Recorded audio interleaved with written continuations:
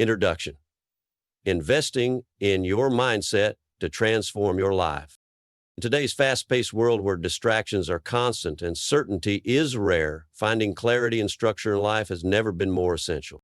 With an overload of information but a scarcity of wisdom, we often find ourselves lost in the noise, unsure of what truly matters or how to navigate the chaos around us. In such moments, the right guidance, clear, structured, and deeply rooted in both reason and experience, can act like a compass for the soul. This is where 12 Rules for Life by Jordan Peterson steps in, not just as a book, but as a toolkit for living with purpose and integrity. Reading has always been one of the most valuable forms of self-development. Unlike fleeting entertainment or passive scrolling, books offer the distilled thoughts and lifelong observations of thinkers, scholars, and leaders. To read is to borrow another mind, to step into someone else's understanding of the world and emerge changed. And when a book combines practical psychology, timeless philosophy, and meaningful storytelling, it becomes more than just informative. It becomes transformational. 12 Rules for Life is one such book, written by Peterson, a renowned clinical psychologist, professor, and public intellectual. This work offers more than just advice. It presents a framework for building a life grounded in personal responsibility, inner strength, and moral clarity. Each rule acts as a foundational stone, helping readers rebuild the way they stand, think, act, and respond to both internal struggles and external challenges. But what makes this book different is not just what it tells you, it's how it makes you question your current beliefs and behaviors. It pushes you to take ownership of your choices, rethink the way you relate to others, and confront the parts of yourself that are chaotic or neglected. This isn't about easy fixes. It's about facing difficult truths with courage and stepping forward with intention. In the following rewritten summary, we'll explore each of Peterson's 12 rules, not merely to understand them, but to reimagine them in our own context. Each rule will be unfolded with an expanded explanation, fresh examples, and reflective insight, forming a powerful narrative about living with order, strength, and purpose in a world that often feels disordered. Rule 1, stand up straight with your shoulders back. At first glance, this rule may seem like a simple reminder about body posture, something your parents or teachers may have told you countless times. Oh, sit up straight, don't slouch, keep your head high. But Jordan Peterson isn't simply advocating for good physical alignment.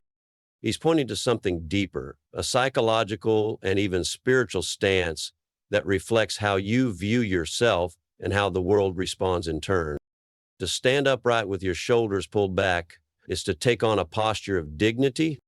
It's the physical manifestation of internal readiness, of being willing to face life's struggles instead of shrinking away from them. When you carry yourself with strength, you signal to yourself and others that you are capable, confident, and prepared to act. This is not just about looking assertive. It's about becoming someone who believes they are worthy of existing boldly. Biological research even supports this. Our body language doesn't merely reflect our emotional state, it actively influences it. Studies on posture and hormone levels have shown that adopting a powerful stance, often called a power pose, can increase testosterone and reduce cortisol, the stress hormone. In other words, the simple act of straightening your spine and squaring your shoulders can actually help you feel more courageous and less anxious. Imagine someone walking into a job interview. One applicant enters the room with hunched shoulders, avoids eye contact, and speaks in a hesitant tone. Another walks in with a firm step, head up, shoulders back, and voice clear. Who do you think leave a stronger impression even before any qualifications are discussed?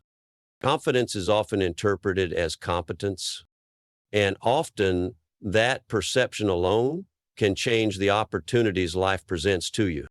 But this rule doesn't end with how you walk or sit. It's a metaphor for how you carry yourself in all areas of life. Standing up straight means confronting challenges, accepting responsibility, and taking initiative. It means refusing to play the victim when things go wrong and instead choosing to act with courage, however small the steps may be. If you feel defeated, begin by changing how you hold your body. It might feel forced at first, but it's a declaration to the world, and more importantly, to yourself, that you are here, you have value, and you are willing to face the next challenge head on. Start your mornings by physically asserting this message. Lift your chest, square your shoulders, take a deep breath, and walk like someone who matters. Because you do. Rule 2, treat yourself like someone you are responsible for helping. Imagine this: someone you care about is sick, overwhelmed, and struggling. Perhaps it's a friend, a child, or a parent. What would you do? Most of us would step in without hesitation. We'd ensure they rest, eat nutritious food, seek the right medical care, and hear words of encouragement. We'd check in regularly, listen to them with compassion, and support them with patience and understanding. Now ask yourself, do you offer yourself the same level of care? For many people, the honest answer is no. We often neglect ourselves in ways we would never tolerate for others. When we are stressed or failing, we speak to ourselves in harsh tones. When we're exhausted, we push on instead of resting.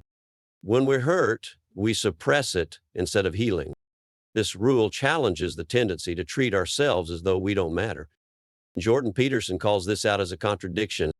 If you believe that human life is valuable and you would never mistreat someone you love, then why exempt yourself from that principle? The uncomfortable truth is that many people believe deep down that they are not worthy of the same care they extend to others. They confuse humility with self-neglect. They confuse responsibility with burnout. But Peterson reminds us that we are moral beings with a duty to care for our own existence. Just as you would feed and guide someone who depends on you, you are responsible for guiding yourself. Think of your body, your mind, and your soul as if they were entrusted to you by someone you love, because in truth they are. You are not just a passive passenger in your life. You are the caretaker of your future self. What does this look like practically? It means prioritizing your health, eating foods that fuel rather than damage you, getting enough sleep, and moving your body. It means protecting your mental space by avoiding toxic relationships, limiting your exposure to negativity, and surrounding yourself with people and ideas that uplift you. It means giving yourself permission to rest when you are tired, to forgive yourself when you fall short, and to keep going even when things are difficult. It also means investing in yourself, learning, growing, and developing your potential. Because when you believe you matter, your actions begin to align with that belief. This isn't self-indulgence. It's a moral responsibility. Treating yourself well doesn't make you selfish. It makes you stronger for yourself and for others. Because only when you're stable, nourished, and self-respecting can you truly give the best of yourself to the world. So start today. Care for yourself as you would for someone who truly matters, because you do. Rule 3, make friends with people who want the best for you. The people you surround yourself with shape more than just your day-to-day conversations. They shape your mindset, your beliefs, your ambitions, and ultimately, your destiny. Jordan Peterson's third rule is both simple and profound. Seek out friendships that encourage your growth, not your stagnation. Everyone knows what it feels like to be around people who drag them down. Some friends constantly complain, gossip, or mock others. They treat improvement as pointless, ambition as arrogance, and change as a betrayal. These kinds of individuals often aren't evil or intentionally harmful, but they can be destructive all the same. When someone doesn't want to rise, they often don't want others to rise either. Contrast that with a friend who celebrates your wins, even when they aren't winning themselves. A friend who tells you the truth when you're wrong, but still believes in your potential. These people might challenge you, but their intentions are grounded in care. And they push you because they believe you're capable of more, not because they want to control you, but because they genuinely want to see you thrive. Peterson reminds us that we become the average of the people we spend the most time with. That's a motivational quote. It's a psychological reality. Your habits, values, and standards are influenced by the group you identify with. If your circle normalizes laziness, cynicism, and playing small, those traits will subtly become your norm. On the other hand, if your peers strive to grow, take responsibility, and aim higher, you'll start doing the same, almost unconsciously. It can be difficult, even painful, to walk away from old friendships that no longer serve your growth. Loyalty is admirable, but loyalty to what holds you back is self-sabotage. It's important to remember that you can love someone and still recognize they are not healthy for your journey. Choosing your tribe wisely doesn't make you cold-hearted, it makes you conscious. So how do you apply this rule? Start by taking inventory of your relationships. Ask yourself, do my friends genuinely want the best for me? Do they encourage me to improve, or do they feel threatened when I change? Do they support my goals or dismiss them? Then take action. Gravitate toward people who inspire you, who lift you up without envy, and who are also committed to becoming better versions of themselves. If you don't know such people personally, start with books, podcasts, and mentors from a distance. Elevate your environment, and your life will rise with it. Because real friends don't hold you back. They walk with you as you move forward. Rule 4, compare yourself to who you were yesterday, not to who someone else is today. We live in an era defined by endless comparison. Social media feeds constantly showcase people traveling the world, achieving major milestones, buying luxury cars, or starting seemingly perfect families. With every scroll, it becomes easier to feel like we're falling behind. But Jordan Peterson offers a radical shift in perspective. Don't compare your life to someone else's highlight reel. Compare it to your own timeline. The real question isn't, why am I not like them, but rather, am I improving compared to who I used to be? Every person's life unfolds on a unique path. People come from different backgrounds, face different challenges, and start at different points. To compare your journey to someone else's is not only unfair, it's meaningless. You might be running a marathon while they're sprinting in a completely different race. And yet we often undermine our own progress by focusing on how much further others seem to be. Patterson encourages us to measure ourselves not by external standards, but by internal evolution. Did you handle conflict better than you would have last year? Have you gained a skill you didn't have 6 months ago? Are you managing your time more intentionally this week than you did last month? These are meaningful comparisons because they're real, personal, and within your control. Let's imagine 2 language learners. The first, constantly watches native speakers online and feels inadequate, thinking, I'll never sound like that. The second looks at their own progress and says, last month, I couldn't form a sentence, but now I can introduce myself. Which one do you think will stick with the journey long enough to succeed? The one focused on their own growth. This doesn't mean you ignore inspiration. It's healthy to admire excellence in others, but that admiration should fuel motivation, not self-loathing. If seeing someone else succeed makes you feel hopeless rather than energized, you're misusing comparison. Your only true competitor is your past self. To apply this rule, build a habit of daily or weekly reflection. Track even the smallest signs of progress, a new habit you stuck to, a better reaction to stress, an improvement in clarity or confidence. These small steps accumulate into transformation over time. Win someone else's race, just your own. And the way you win it is by consistently becoming a slightly wiser, stronger, and more grounded version of yourself. If you insist on comparing, make it fair. Compare today's you to yesterday's you and celebrate every step forward, no matter how small. Rule 5, do not let your children do anything that makes you dislike them. Raising a child is one of the most powerful responsibilities a person can have, not just for the child's sake, but for the future of society itself. In this rule, Jordan Peterson doesn't advocate for harsh control or authoritarian parenting. Instead, he makes a compelling case for the role of discipline, structure, and consistent guidance in raising children who are respectful, self-aware, and capable of navigating the world. When children misbehave, throwing tantrums, being disrespectful, or acting recklessly, and there are no real consequences or corrections, what happens? Over time, those small behaviors become habits, and habits become character. The unchecked behavior of a child doesn't simply disappear. It grows, matures, and shows up in adulthood as entitlement, social dysfunction, and even failure to thrive in relationships or the workplace. Peterson's insight is sharp. If your child consistently behaves in a way that frustrates or embarrasses you, and you do nothing to correct it, resentment can quietly build. The risk is not just raising a difficult child, it's creating emotional distance between parent and child, and worse, society will judge and punish what you ignore at home. Let's be clear, loving your children means more than giving affection.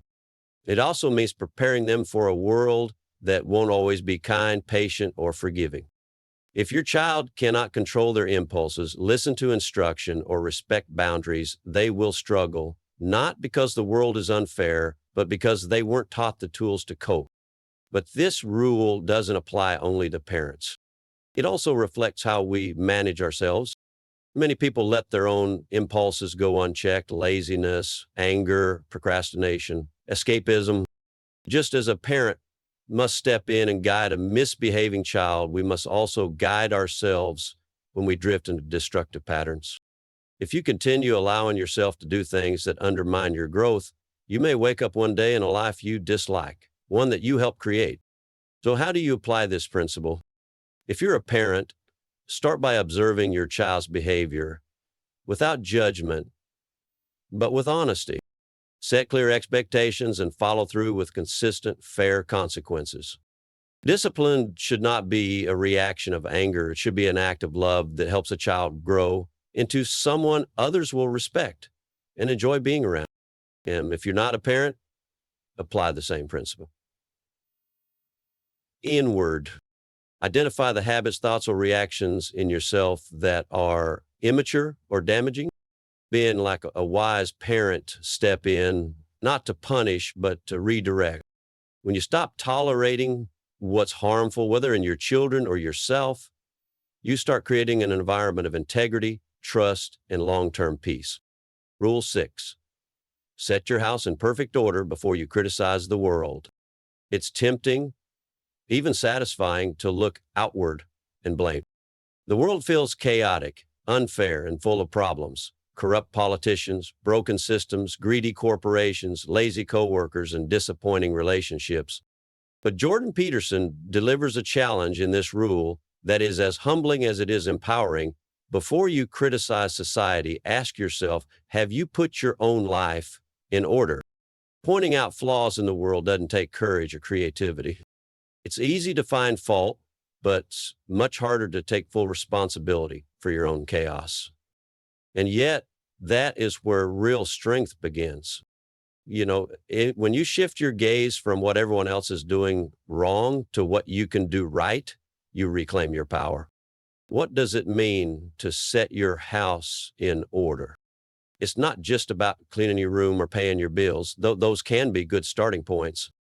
It's about evaluating the systems of your life, your habits, your thoughts, your relationships, your discipline, your responsibilities. Are you being honest with yourself? Are you avoiding decisions you know need to be made? Are you harboring resentment, procrastination, or self-pity? Let's say someone is constantly angry about inequality, injustice, or environmental destruction, but at home their relationships are toxic, their finances are a mess, and their goals are undefined. Is their outrage helping the world? Or is it a distraction from fixing what's broken inside their own life? This doesn't mean you can't speak out about social issues, but your voice becomes far more powerful and credible when it comes from someone who has first done the difficult work of cleaning up their own behavior. Order radiates outward. When your life reflects discipline, responsibility, and humility, others are more likely to listen when you speak. And sometimes the act of setting your house in order is the most profound form of rebellion.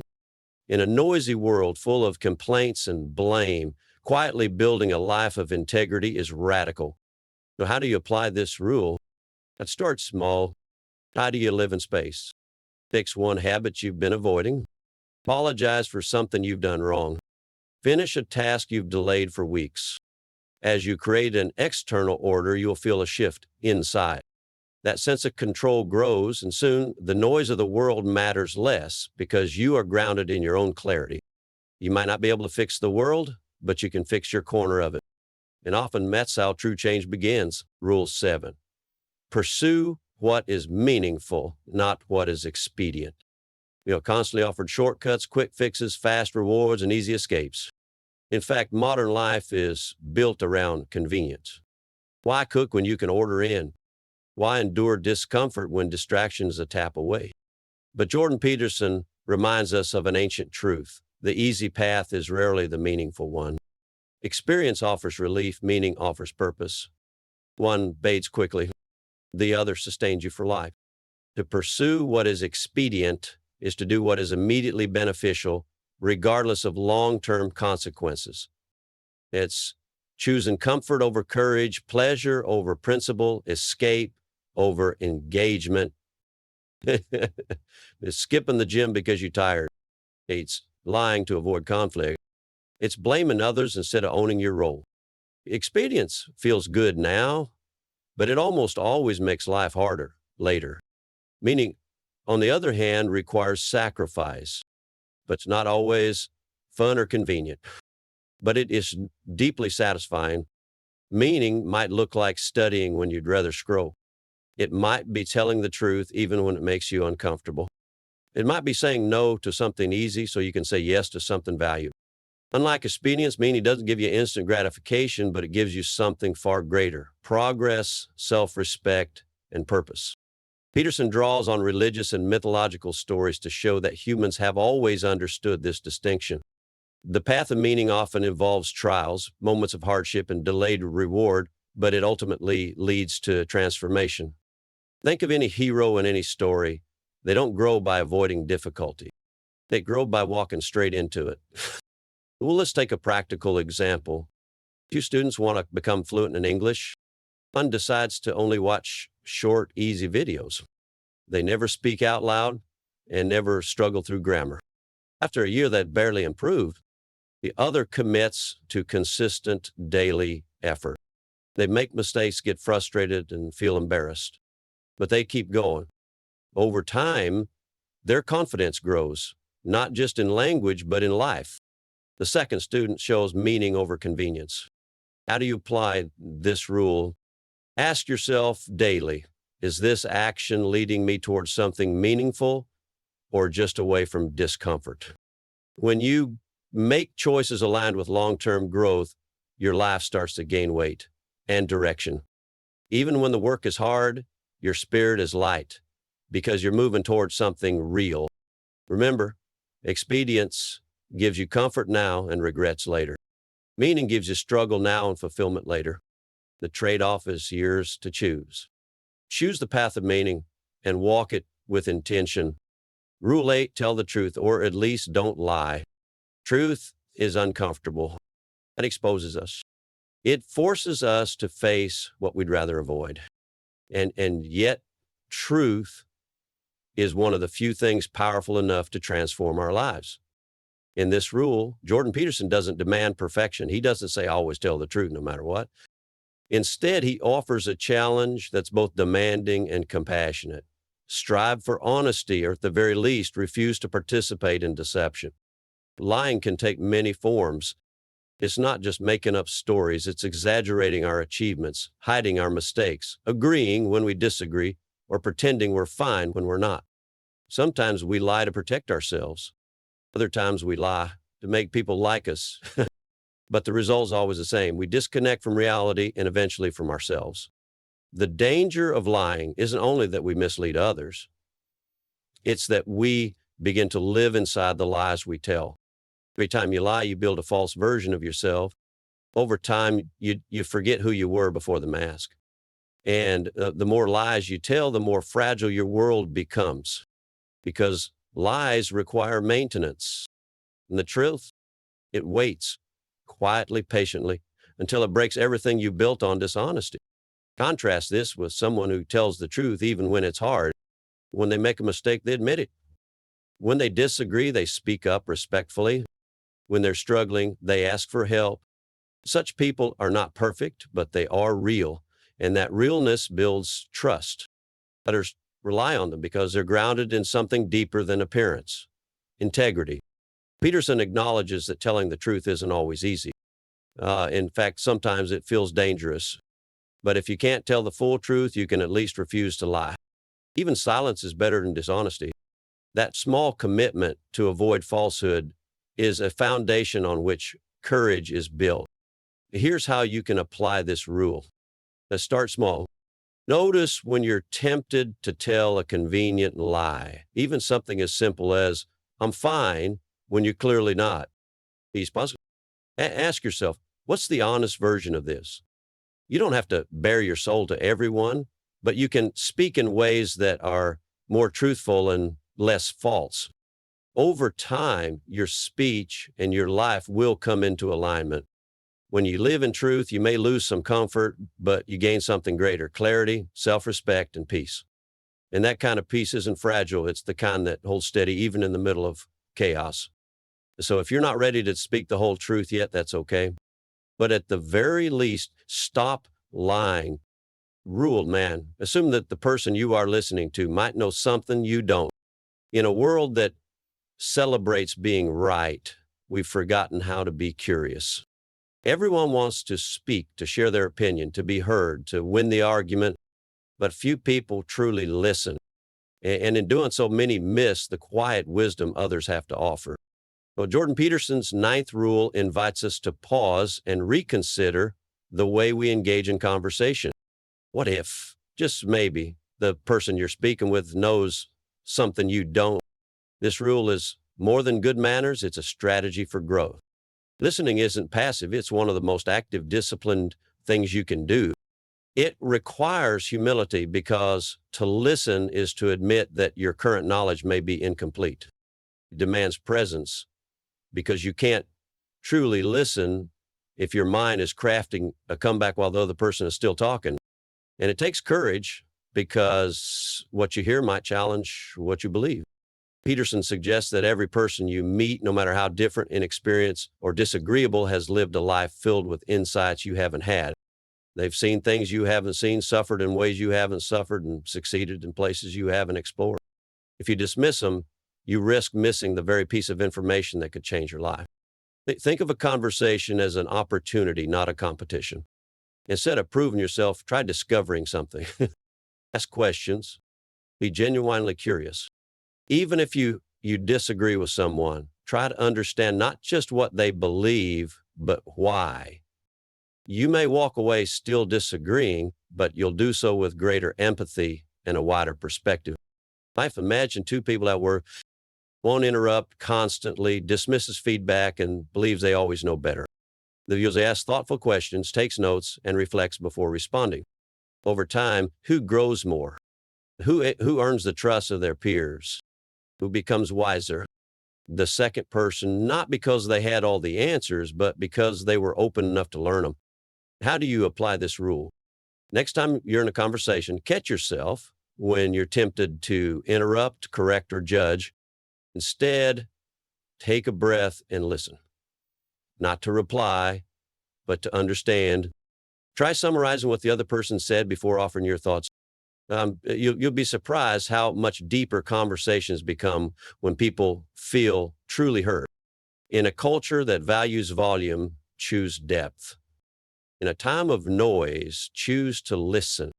Because every person you meet is a door, and when you listen with humility, some of those doors open to new ideas, deeper truth, and unexpected growth. Rule 10, be precise in your speech.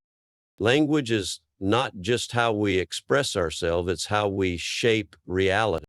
Words give structure to thought, and thought gives shape to action. If you speak vaguely, your understanding becomes vague. If your words are unclear, your goals will be too.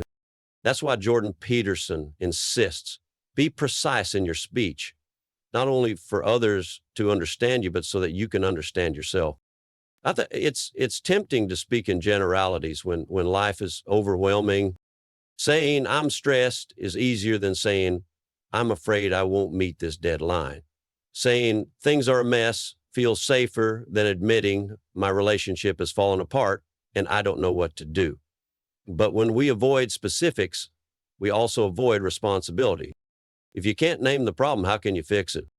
Precision in speech isn't about using fancy words. It's about being honest, detailed, and specific. When you articulate clearly what's wrong, you take the first step towards solving it. When you express what you want, not just vaguely wishing for a better life, but defining what that looks like, you move closer to achieving it. Imagine going to a doctor and simply saying, I feel bad. That doesn't help much. But if you say, I've had headaches for 3 days and I feel pressure behind my eyes, suddenly the problem becomes treatable. The same is true in life. When you can describe what's wrong or what you need in clear terms, solutions start to appear. This rule also applies to communication with others. Misunderstandings often arise because people assume others can read between the lines. They speak in hints, half-truths, or emotional outbursts instead of calm clarity. Relationships, personal, professional, or romantic, thrive when both sides can express needs, boundaries, and expectations with precision. How do you apply this rule? Start by noticing when you speak in generalities. Replace I feel off with I'm worried I'm wasting time. Swap I want to be successful with I want to build a business that earns $2,000 0 cents / month within a year. Don't just say I'm unhappy. Ask, what exactly is making me feel this way? Drill down until your thoughts are concrete. Precise speech doesn't just inform others, it sharpens your own focus. When your words are clear, your intentions become stronger. You stop drifting through vague frustration and start building toward solutions. So don't fear clarity. Say that because when your words cut through the fog, your life begins to follow. Rule 11, do not bother children when they are skateboarding. In a world obsessed with safety, Jordan Peterson delivers an uncomfortable yet powerful truth. Overprotection can be just as harmful as neglect. When we shield others, especially children, from every possible danger, we may unintentionally rob them of something essential, the opportunity to become strong. This road is not really about skateboarding. It's about the human need to test limits, to flirt with failure, to take risks, and to grow from it all. When children do things that look dangerous, like jumping stairs on a skateboard or climbing trees, adults often rush in to stop them. The concept comes from love, but it can cross the line into control. What Peterson argues is that risk is not the enemy of growth, it's the environment in which growth happens. Falling and failing and facing consequences are how we develop resilience, courage, and independence. A scraped knee teaches balance. A bruised ego teaches humility. A failed attempt builds persistence. If you stop a child every time they try something hard or scary, what are you really teaching them? That the world is dangerous? That they're too weak to handle adversity? That discomfort must be avoided at all costs. These messages may be subtle, but they sink deep. And eventually they create adults who are afraid to try, terrified to fail, and dependent on others to shield them from life. This principle applies far beyond childhood. Even as adults, we need space to struggle. No one becomes stronger by being coddled. You don't learn to lead by being told you're always right. You don't develop grit by never facing obstacles. And you don't discover your true capacity by staying within the walls of perfect safety. Peterson's message is not that we should be reckless. It's that we should stop trying to eliminate every risk, especially the small ones that teach big lessons. A child on a skateboard is learning balance, taking initiative, and testing their courage. When we interrupt that, we're not protecting them, we're undermining them. How can we apply this rule? Let people, especially those you love, face challenges. Let your children fall and get back up. Let your friends make their own mistakes. Let yourself attempt things you might fail at. The goal is not to be fearless, it's to build the kind of person who moves forward despite fear. Because a meaningful life is not one where nothing goes wrong. It's one where you become strong enough to handle whatever does. Rule 12, pet a cat when you encounter one on the street. Life is not always fair, predictable, or kind. It's beautiful, yes, but it's also filled with suffering, grief, and loss. No one escapes this. At some point, we all face pain we didn't expect, challenges we didn't choose, and moments that bring us to our knees.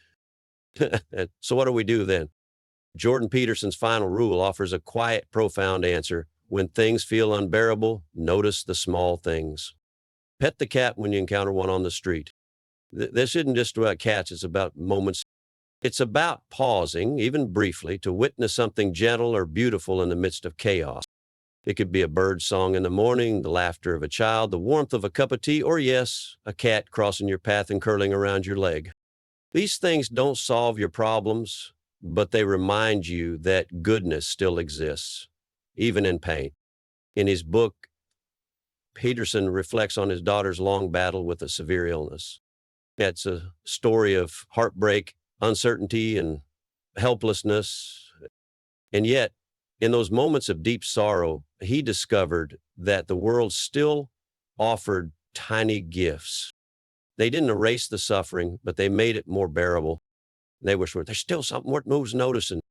Don't turn away. Too often, when life becomes difficult, we close ourselves off. We become numb or angry. We focus only on what's wrong, and we stop seeing what's still right.